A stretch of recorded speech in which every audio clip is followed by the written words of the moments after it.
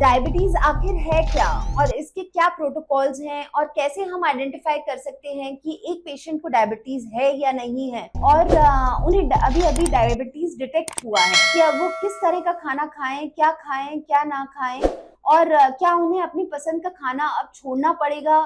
उनका ये सवाल है कि मैं डायबिटिक हूँ लेकिन मुझे बहुत ज्यादा मीठा खाने की क्रेविंग होती है।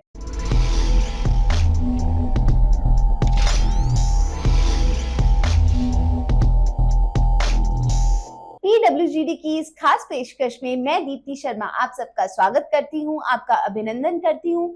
दोस्तों, आज हमारे साथ एक बहुत ही खास मेहमान जुड़े हुए हैं जो ना सिर्फ एक फैमिली फिजिशियन है बल्कि एक डायबिटिक काउंसलर भी हैं और एक वेट लॉस कोच भी हैं। तो मैं स्वागत करती हूँ अनमोल रतन कुमार जी का। डॉक्टर साहब, आपका स्वागत है, आपका अभिनंदन है। नमस्कार दीप्ति जी, मेरा नाम डॉक्टर अनमोल रतन है और मैं लगभग 22 साल से एज ए फैमिली फिजिशियन अपना काम कर रहा हूं और पिछले 2.5 साल से as a weight loss mentor भी लगभग 1000 लोगों की जिंदगी में एक बदलाव ला चुका। Wow, that's so awesome introduction doctor साहब, मैं कहूंगी। तो सबसे पहले डॉक्टर साहब मैं आपसे जानना चाहूंगी कि डायबिटीज आखिर है क्या और इसके क्या प्रोटोकॉल्स हैं और कैसे हम आइडेंटिफाई कर सकते हैं कि एक पेशेंट को डायबिटीज है या नहीं है। तो क्या इसके कुछ तथ्य आप सामने रख पाएंगे कि कैसे हमें आभास हो? बिल्कुल बिल्कुल, मैं बिल्कुल ही साधारण शब्दों में आज समझाना चाहूँगा अपने श्रोताओं को कि आखिर डायबिटीज़ है क्या। देखिए, हमारे शरीर में एक ऑर्गन है जिसको हम पैनक्रियाज बोलते हैं और पैनक्रियाज का काम है इंसुलिन निकालना। इंसुलिन क्या करता है, हमारे शरीर में, हमारे खून में जितनी भी शुगर घूम रही है, हम जो भी खाते हैं, दाल चावल रोटी, वो सब शुगर बन के हमारे ब्लड में सर्कुलेट करता है और इंसुलिन का काम है उस शुगर को पकड़ के मसल्स तक लेके जाना ताकि हमारे शरीर में ताकत बनी रहे, हम एक्टिविटीज़ करते रहें, अपनी थकान महसूस ना करें और हमारे ब्लड में जो शुगर लेवल है 140 के नीचे रहे, 150 के 140 के नीचे रहे। ये काम करता है इंसुलिन। लेकिन जब किसी कारण से इंसुलिन बनना बंद हो जाता है हमारे शरीर में या इंसुलिन काम नहीं कर पाता तो हमारे ब्लड में शुगर लेवल्स बढ़ने लगते हैं और अधिकतर मरीजों के साथ यही कारण होता है कि इंसुलिन काम नहीं कर पा रहा है। इंसुलिन बन तो रहा है लेकिन इंसुलिन काम नहीं कर पा रहा है। इसको हम बोलते हैं इंसुलिन रेजिस्टेंसी और इसका सबसे बड़ा कारण है obesity.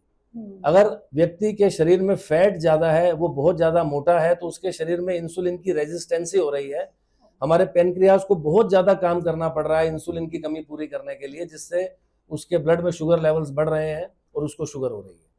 Oh my God, that's really very worryful because आजकल हमारे जो लाइफस्टाइल आता जा रहा है उसमें मैं ये कहूँगी कि ये बहुत ज़्यादा बड़ा कारक बन चुका है आज के टाइम में, क्योंकि आजकल हम अगर 10 में से देखें तो हर 4 या 5 जने को देखते हैं कि शुगर हो रही है, तो विच इज़ वेरी वरीफुल। 10 में से 4-5 तो नहीं दीप्ति जी मैं बोलूँगा, लेकिन फिर भी इस समय इंडिया जो है, आपको ये समझना होगा, इंडिया जो है डायबिटीज़ की कैपिटल हो चुका है। Yes. पूरी दुनिया में सबसे ज़्यादा डायबिटिक पेशेंट्स जो हैं वो इंडिया के अंदर हैं और उसका सबसे बड़ा कारण है हमारा यहाँ का जो खान पान, क्योंकि हमारे बाय डिफ़ॉल्ट हमारे थाली के अंदर कार्बोहाइड्रेट बहुत ज़्यादा होता है। हमारी थाली के अंदर ऐसा खाना बहुत ज़्यादा होता है जिसका ग्लाइसेमिक इंडेक्स बहुत ज़्यादा है। ग्लाइसेमिक इंडेक्स से आप ये समझें कि जो खाना बहुत जल्दी एब्जॉर्ब हो जाता है हमारे ब्लड में, उसका ग्लाइसेमिक इंडेक्स हम ज्यादा मानते हैं। तो जिस खाने का ग्लाइसेमिक इंडेक्स ज्यादा होगा उतनी जल्दी वो हजम हो जाएगा, उतनी जल्दी वो फैट बन के हमारी बॉडी में स्टोर हो जाएगा। तो इंडियंस का खान पान कुछ तो ऐसा है कि कार्बोहाइड्रेट ज्यादा है हमारी थाली में, 70, 80, 90% तक कार्बोहाइड्रेट हम खा रहे हैं। इसके अलावा जो आजकल भागदौड़ की जिंदगी है, लोगों के पास वक्त ही नहीं है कि वो 1 घंटा सैर करें, उस खाने को पचाएं, मेहनत करें।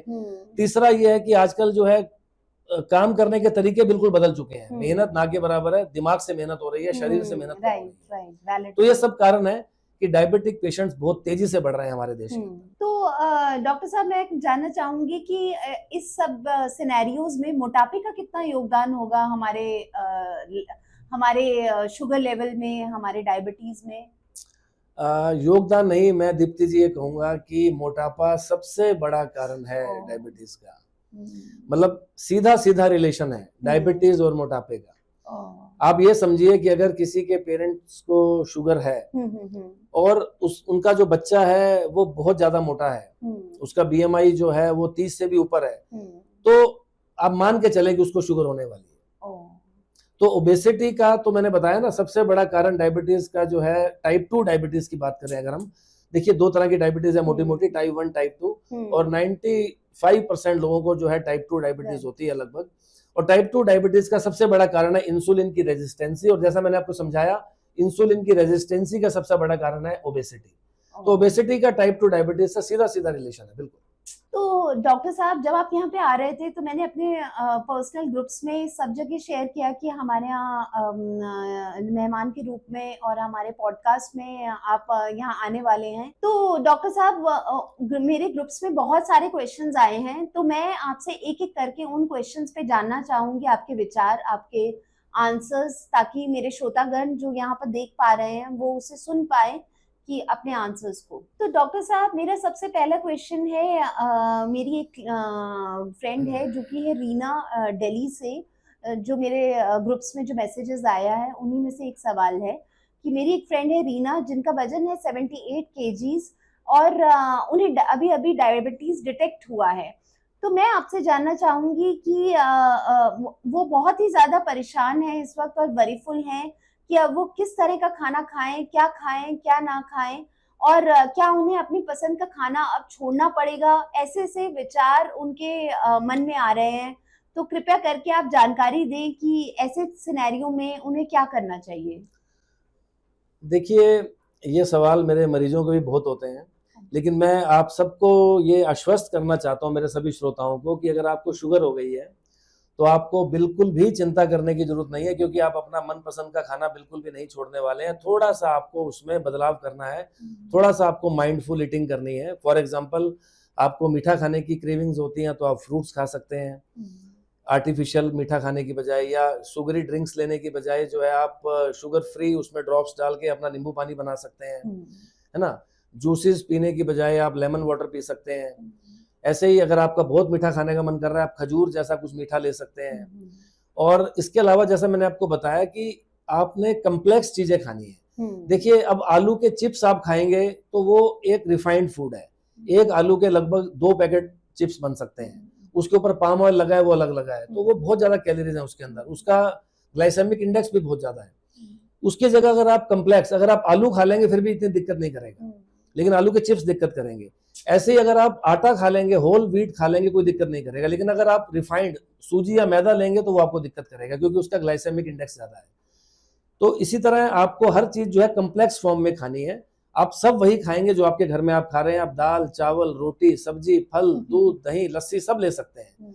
सिर्फ आपको जो जंक फूड है, जो रिफाइंड फूड है, सिर्फ वो छोड़ना है आपको। तो आपकी लाइफ में कोई बड़े चेंजेस करने की आपको जरूरत नहीं है। आप ये मोटा मोटा मैं अपने पेशेंट्स को ये बोलता हूँ दीप्ति जी, कि जो आपके दादी नानी, दादा नाना खाते थे वो आप सब खा सकते हैं, जो आपके बच्चे खा रहे हैं वो आपने नहीं खाना। सिंपल सी बात है उनको समझाने के लिए। बिल्कुल, मतलब थोड़ा सा मॉड्यूलेशन करना है बस, just like our old generation. बिल्कुल। तो I think we would not be that worryful. जी। सो रियली वेरी इंफॉर्मेटिव जो आपने बताया हमें। डॉक्टर साहब, मेरा अगला सवाल है अमित, जो कि चंडीगढ़ से हैं। उनकी शादी को 5 साल हुए हैं, और वो और उनकी वाइफ मतलब थोड़ा सा वो रहता है ना कि आजकल थोड़ा स्लिम दिखें, अच्छे दिखें, लेकिन उनका सवाल ये है कि उनकी वाइफ का वजन जो है उतनी तेजी से नहीं घट पा रहा जितना अमित का घट रहा है। तो क्या ये नॉर्मल है? उनका ये सवाल है। दीप्ति जी, सबसे पहले तो मैं जो आपने वर्ड यूज किया कि वो स्लिम होना चाहते हैं, जैसे कि आजकल सब चाहते हैं, तो मैं ये बोलना चाहूंगा कि देखिए, ओबेसिटी को सिर्फ बॉडी शेमिंग से जोड़ के मत देखिए।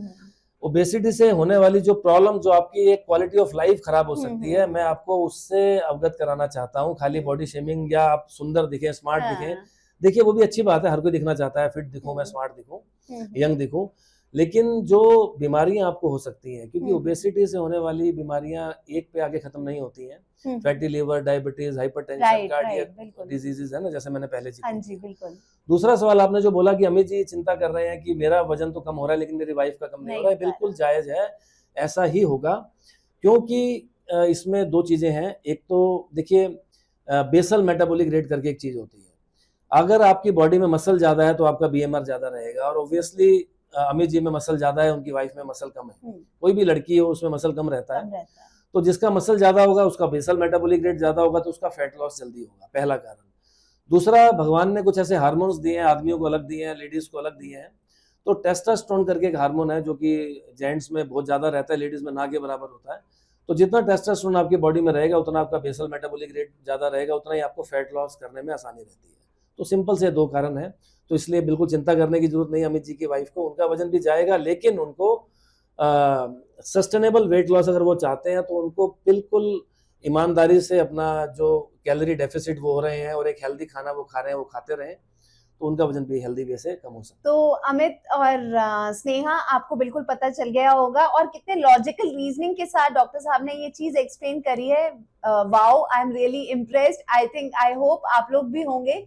तो बिल्कुल आप ये प्रोटोकॉल फॉलो करिए। तो मेरा अगला सवाल भी डॉक्टर साहब बहुत इंटरेस्टिंग है। जो श्वेता है गुड़गांव से, उनका ये सवाल है कि मैं डायबिटिक हूँ, लेकिन मुझे बहुत ज्यादा मीठा खाने की क्रेविंग होती है, जो आई बिलीव इवन मैं मुझे भी हर टाइम होता है कि ये मीठा खा लूं, वो खा लूं। तो ये थोड़ा सा मैं अपने आप से भी लिंक कर पा रही हूँ। तो इसमें बताइए कि इसमें क्या कर सकती हैं वो?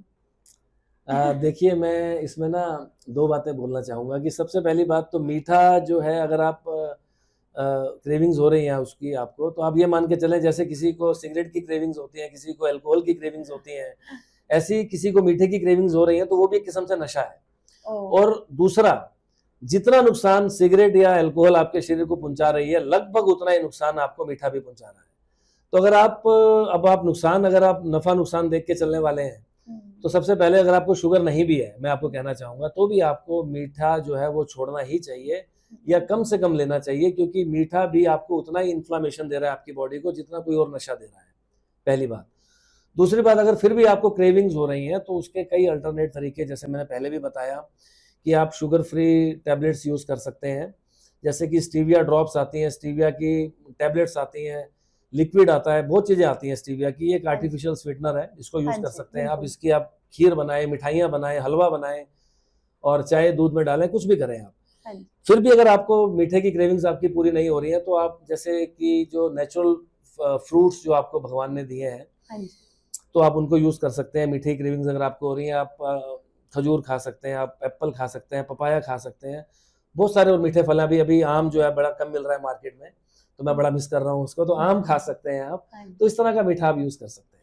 Wow, that's so awesome and so good. इतना ऑसम है ये कि मुझे इतनी सारी ऑप्शंस मिल गई। अब शायद इस सफेद शुगर को मैं छोड़ के कुछ और वंडरफुल ऑप्शंस जो कि डॉक्टर साहब ने इतनी अच्छी शेयर करी हैं, मैं उनको यूटिलाइज करने की कोशिश करूंगी। और आपको भी ये सलाह दूंगी कि अगर हमें हेल्दी रहना है, हमें फिट रहना है और ऐसे ही आने वाले सालों में अपने लिए भागते रहना है, तो बिल्कुल हमें ये चीजें अपनी जिंदगी में अप्लाई करनी होंगी कि कैसे हम उसको छोड़ के अदर ऑप्शंस यूज कर सकते हैं।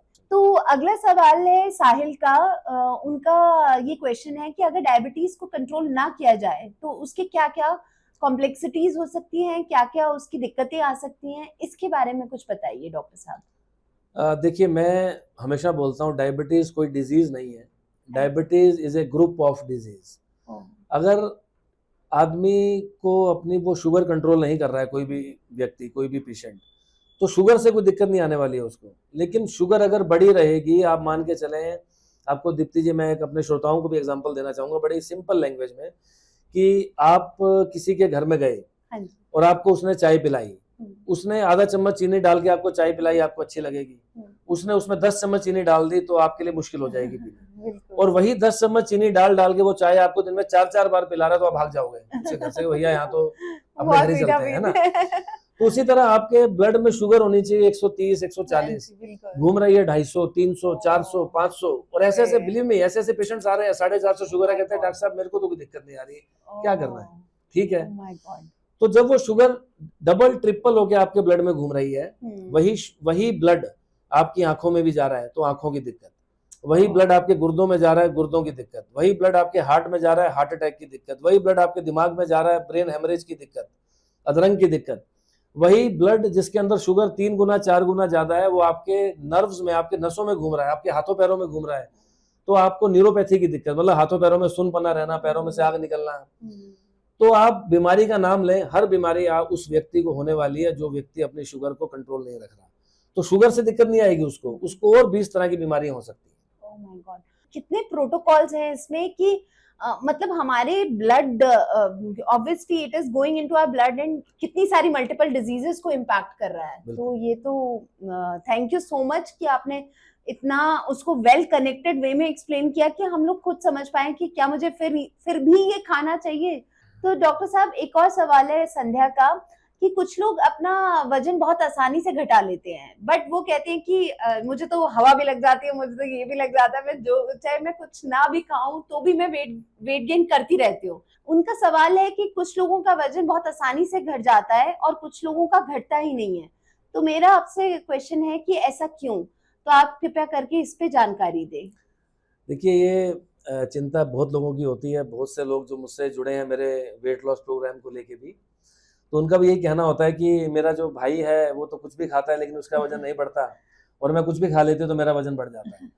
तो आप सबके साथ भी ऐसा जरूर हाँ होता जी, होगा। तो बिल्कुल बड़े बिल्कुल। साधारण शब्दों में इसके बारे में बताना चाहूंगा कि एक तो कुछ बॉडी टाइप्स होती हैं अलग हाँ अलग, जी। तो वो मेडिकल ज़्यादा गहराई में चले जाएंगे, उसके बारे में ज़्यादा बात नहीं करेंगे। दूसरा होता है, सिंपल एक बात करूंगा, बेसल मेटाबॉलिक रेट। ये क्या चीज़ है कि जैसे हम सो रहे हैं रात को तो भी हमारी बॉडी में कैलोरीज बर्न हो रही है, हम रेस्टिंग मूड पे हैं तो भी हमारी बॉडी में कैलोरीज बर्न हो रही है, हमारा दिल धड़क रहा है, हम सांस ले रहे हैं, हमारी इंटेस्टाइन्स खाना हजम कर रही हैं, तो कैलोरीज बर्न हो रही हैं। इसको हम बोलते हैं बेसल मेटाबॉलिक रेट। कईयों का बीएमआर जो है वो बहुत ज़्यादा होता है, कईयों का बीएमआर बहुत कम होता है। जिनका बीएमआर ज़्यादा होता है तो ऑब्वियसली वो कैलोरीज ज़्यादा बर्न कर पाते हैं, जिनका बीएमआर कम होता है उनकी वो कैलोरीज, जो बीएमआर है उनका वो कम रहता है, तो कैलोरीज कम बर्न होती है उनकी, तो इसलिए उनको वजन घटाने में थोड़ी ज़्यादा दिक्कत आती है, ज़्यादा वक्त लगता है वजन घटाने में। पहला कारण ये है। दूसरा ये है कि जिसके बॉडी में मसल ज़्यादा रहेगा वो आसानी से अपना वजन घटा लेगा, जिसकी बॉडी में फैट ज़्यादा रहेगा उसको मुश्किल रहेगी वजन घटाने में। तीसरी चीज़ ये है कि अगर आपकी डाइट में प्रोटीन आप ज़्यादा खाएंगे तो आप हेल्दी वे में जल्दी से अपना वजन घटा लेंगे। अगर आप भूखा रहेंगे तो कई लोग सोचते हैं कि मैं स्टारवेशन करके अपना वजन घटा लूँ।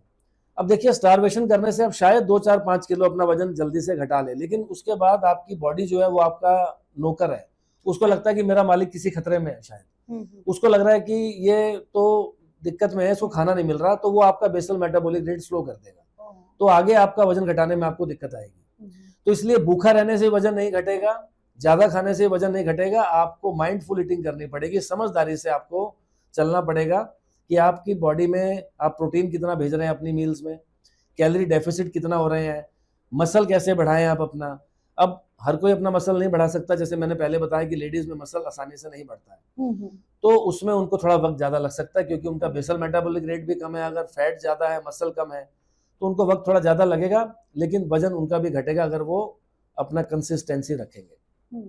बहुत बढ़िया, बहुत बढ़िया, well explain and well connected the dots. और इसके अलावा जो एक पॉइंट और मैं जोड़ना चाहूँगा, एक जेनेटिकल भी कई बार चीज़ें होती हैं। अगर आपके फोर फादर, आपके फादर मोटे हैं, जेनेटिक्स ऐसे हैं आपके, तो भी उनके लिए भी मैं यही बोलूँगा कि अगर वो पोर्शन साइज छोटा रखें, प्रोटीन डाइट अपनी थोड़ी बढ़ा के रखें, थोड़ा सा कैलोरी डेफिसिट होने के लिए थोड़ा दौड़ भाग भी करें, अपने स्टेप्स पूरे करें, तो थोड़ा वक्त ज़्यादा लग सकता है उन्हें भी, लेकिन वेट वो भी घटा सकते हैं। वाओ, तो हमें दूसरों से तुलना की बजाय अपना खुद का बॉडी टाइप समझ के चलना चाहिए। तो डॉक्टर साहब, आपने हमारे हर सवाल, जो भी श्रोतागणों के थे, हमारे ग्रुप्स के थे, आपने उनको बहुत अच्छे से जवाब दिया और उनको बहुत ही कनेक्टेड वे में आपने उनको लॉजिकल रीजनिंग के साथ उसको एक्सप्लेन किया, which is very wonderful, I would say. And आप यहाँ पे आए हमारे स्टूडियो में, उसके लिए आपका अभिनंदन, दिल से आभार। और मैं आपसे जानना चाहूंगी कि आपको यहाँ पे आके कैसा लगा और कैसा आपका एक्सपीरियंस रहा हमारे स्टूडियो पर। दीप्ति जी, बहुत अच्छा लगा मुझे भी, ये मेरा पहला पॉडकास्ट था, तो इसलिए अगर मुझसे कहीं कुछ गलती होगी हो तो मुझे उसके लिए माफ़ करना आप। लेकिन मैं ये ज़रूर कहूँगा कि इस पॉडकास्ट ने मेरा कॉन्फिडेंस और बढ़ाया है कि मैं और आगे पॉडकास्ट करूँ आपके साथ, और कुछ नए टॉपिक्स के साथ आप मुझे बुलाएं और मैं यहाँ पर आऊँ और आपकी सेवाएं लूँ और ये पॉडकास्ट करें, ताकि हमारे श्रोतागण जो है उनको मैं और अच्छी कुछ एडवाइस दे पाऊँ। कहते हैं कि नॉलेज अगर आपके पास है तो उसको बांटते रहना चाहिए, बांटने से और बढ़ती है।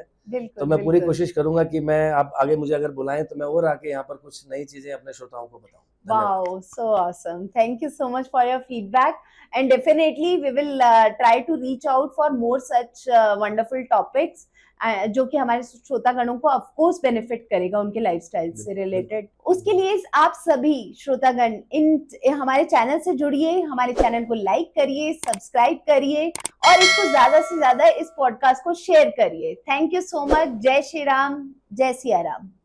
Thank you.